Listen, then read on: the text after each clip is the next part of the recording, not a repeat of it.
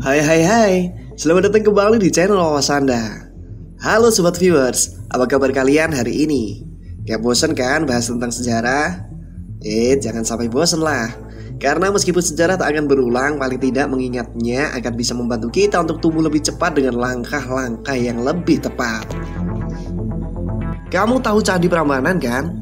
Apa sih pertama kali yang akan terlintas di benak kalian ketika dengar nama Candi Prambanan? Roro Jonggrang kah? Atau Bandung Bondowoso? Atau mungkin ya candi yang dibangun dalam waktu satu malam? Ya gak salah juga sih. Tapi sudahkah kalian tahu sejarah pembangunan Candi Prambanan dan fungsi dibangunnya Candi Prambanan yang sebenarnya? Nah, bagi kalian yang belum tahu tentang sejarah Candi Prambanan yang sebenarnya, yuk simak video kali ini. Tapi jangan lupa, sebelum kamu nonton videonya, mari kita bangun sama-sama channel ini dengan cara klik tombol subscribe serta aktifkan lonceng notifikasinya. Selamat menonton!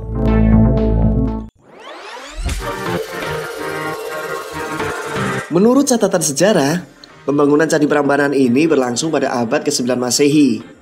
Dan bukan seperti kata legenda yang menyebutkan bahwa candi ini dibangun dalam jangka waktu semalam.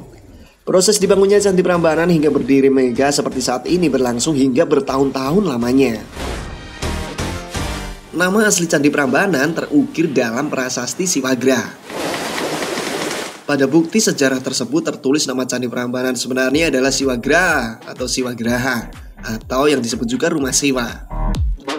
Ditilik dari nama dan desain bangunannya, sudah sangat jelas bahwa candi ini memang dibangun pada masa pemerintahan seorang raja yang beragama Hindu. Dan fungsinya digunakan untuk persembahan kepada 3 dewa Hindu yang disebut Trimurti, yakni Brahma, Wisnu, dan Siwa. Nama Siwagra untuk candi ini semakin jelas terlihat ketika di ruang utama Candi Prambanan atau yang disebut dengan Garbagriha ditemukan sebuah arca besar setinggi 3 meter yang menggambarkan Sang Siwa Mahadewa. Selain itu, meski terdapat 3 bangunan candi yang dipersembahkan untuk 3 dewa, candi utama yang berada di tengah tempat bersemayamnya arca Siwa ini dibangun lebih tinggi dibanding 2 candi lain yang mengapitnya. Ukuran tingginya mencapai 47 meter. Pembangunan Candi Prambanan.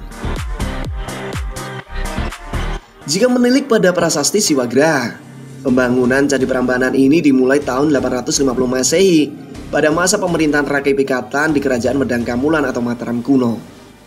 Setelah itu bangunan candi terus mengalami pengembangan dan perluasan lahan pada masa pemerintahan Raja Lokapala serta Sri Maharaja Dyah Balitung Mahasambu. Menurut para sejarawan, Prambanan ini dibangun dengan niatan sebagai candi tandingan di mana pada masa sebelumnya telah dibangun Candi Borobudur yang megah serta Candi Sewu yang merupakan candi Buddha. Pada zaman tersebut Jawa memang dikuasai oleh 2 dinasti kembar yang berbeda pegangan agamanya, yakni Wangsa Sailendra yang beragama Buddha Mahayana dan Wangsa Sanjaya yang beragama Hindu aliran Siwa. Hal penting yang juga tertulis dalam prasasti Siwagraha adalah pada saat pembangunan Candi Prambanan dilakukan juga pekerjaan umum berdasarkan perintah langsung sang raja. Perintah tersebut adalah untuk memindahkan aliran Sungai Opak yang berada terlalu dekat dengan bangunan candi.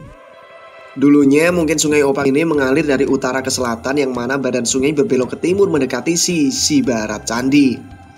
Jika dibiarkan, maka erosi akibat aliran sungai akan menggerus tanah di sekitar candi dan akan menjadi penyebab kerusakan konstruksi.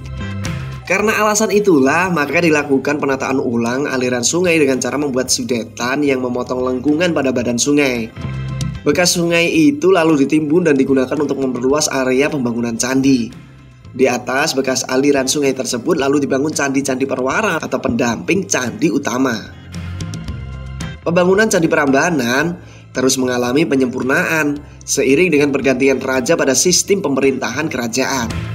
Bahkan ratusan candi-candi tambahan juga dibangun di sekitar candi utama pada era pemerintahan Sri Maharaja Dyah Daksa hingga Sri Maharaja Dyah Tulodong.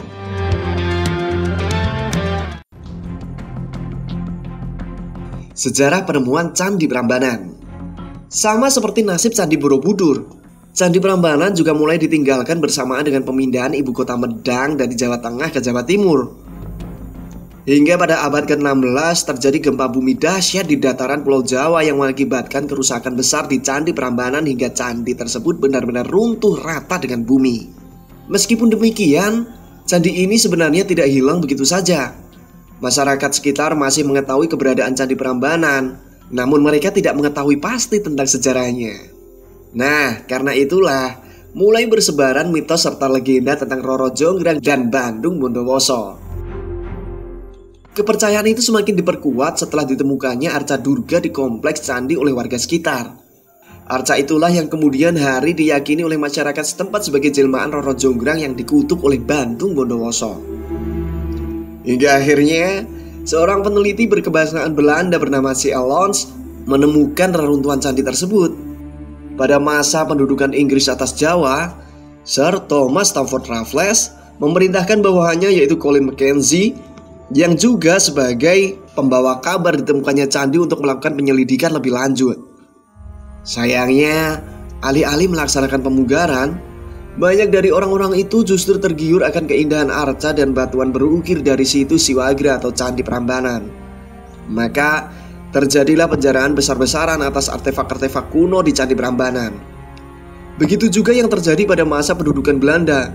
Pada sekitar 1850-an, orang-orang Belanda banyak mengambil batuan-batuan candi untuk hiasan taman di rumah-rumah mereka.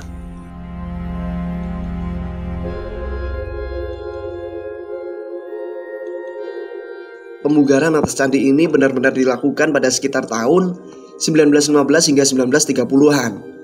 Pada masa ini, pemugaran benar-benar dilakukan dengan serius sesuai kaidah-kaidah arkeologi.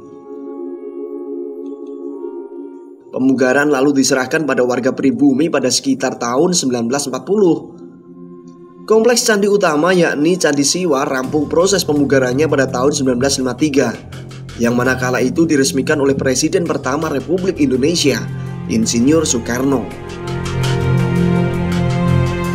Pemugaran dan pembangunan ulang candi tersebut berlanjut. Meskipun proses restorasi dilakukan dengan mengganti batuan-batuan lama yang sebagian hilang dengan batuan baru, namun 75% batuannya masih batuan asli.